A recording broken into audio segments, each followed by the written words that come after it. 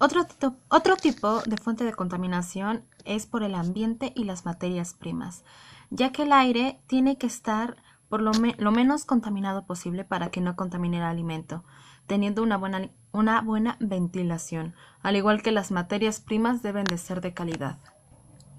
Ahora sí, proseguiré con los tipos de contaminación alimentaria, que se dividen en física, química o biológica. La contaminación biológica procede de los seres vivos, tanto microscópicos como macroscópicos.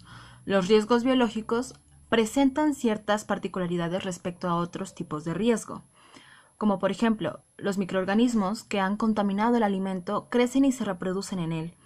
Asimismo, pueden ser una fuente de contaminación peligrosa para la salud del consumidor, cuando se trata de microorganismos patógenos, ya que no alteran de manera visible el alimento. Este tipo de contaminación se divide en primaria y secundaria. La contaminación biológica primaria es aquella que se da en las materias primas. Por ejemplo, la leche de una vaca que ha padecido tuberculosis puede contener el microorganismo causante de la enfermedad, enfermando al consumidor si la leche no se trató de manera adecuada. También la contaminación biológica secundaria, que es aquella que se produce en los alimentos durante su manipulación y preparación. Bastante habitual, ya que los gérmenes pueden pasar los alimentos directamente, al hablar, al toser o al estornudar. Las manos sin lavar, los utensilios mal desinfectados o con una higiene precaria, los animales, como por ejemplo los insectos, los roedores, los pájaros, los gatos, las plagas, el agua y la contaminación cruzada puede ser fuente de este tipo de contaminación.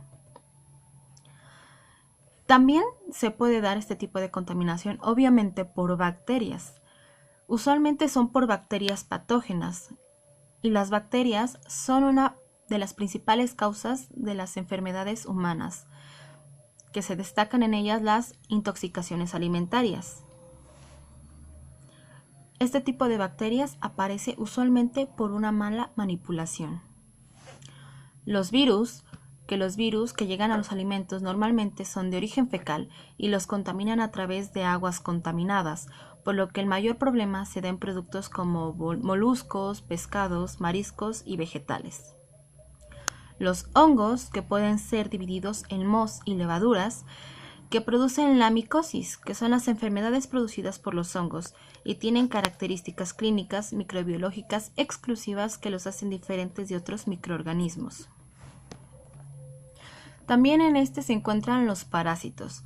Los parásitos suelen entrar en el organismo a través de la boca, que por ejemplo el consumo de alimentos contaminados, y los que infectan el intestino pueden permanecer ahí o penetrar en la pared intestinal e infectar otros órganos. Usualmente la mayoría de los parásitos que se ingieren en los alimentos son de origen fecal. Esto quiere decir que es por un uso mal aplicado de lavado de manos y la higiene de la manipulación de los alimentos.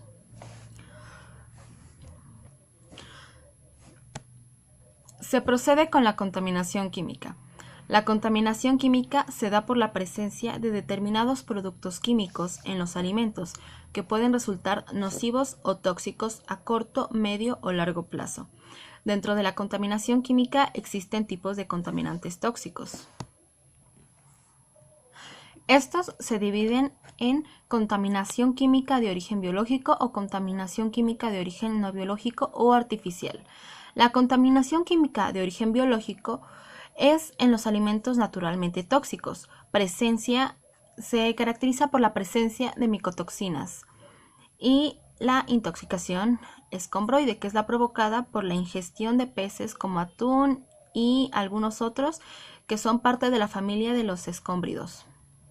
Después tenemos la contaminación química de origen no biológico o artificial. Esta es por metales pesados, residuos de plaguicidas, que generalmente son sobre los productos de origen vegetal utilizados para controlar plagas, pero que se hizo de manera inadecuada. Los aditivos alimentarios, los aditivos prohibidos, que están añadidos a los alimentos, pero que no están autorizados, y los compuestos clorados. Por último, vamos con la contaminación física. La contaminación física se considera contaminación física a cualquier objeto presente en el alimento que no deba de encontrarse allí y que sea susceptible a causar daño o enfermedad al consumidor. Esto puede deberse por la presencia de varias cuestiones, por ejemplo, huesos o astillas o espinas del mismo alimento, cristales o porcelana, trozos de madera y metal, relojes, aretes, piercing, trozos de cabello, uñas y materiales de envasar o empaquetar.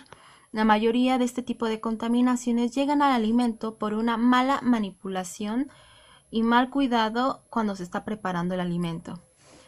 También dentro de la contaminación física se incluye la contaminación radioactiva, que aparece generalmente en especias y plantas aromáticas, y esto puede producir diferentes tipos de patologías.